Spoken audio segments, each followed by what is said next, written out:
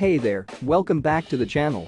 Today we're taking a look at the ASUS ROG Strix NVIDIA GeForce RTX 4070 Ti Edition gaming graphics card. This powerhouse of a graphics card is powered by NVIDIA DLSS3, ultra-efficient Ada Lovelace Arch, and full ray tracing. With 4th generation tensor cores, you can expect up to 4x performance with DLSS3 versus brute force rendering, and 3rd generation RT cores for up to 2x ray tracing performance. In AUC mode, it boasts an impressive 2790 MHz, AUC mode 2760 MHz, default mode, and the axial-tech fans are scaled up for 31% more airflow. The 3.15 slot design features a massive fin array optimized for airflow from the 3 axial-tech fans, and the die-cast shroud, frame, and backplate add rigidity while maximizing airflow and heat dissipation.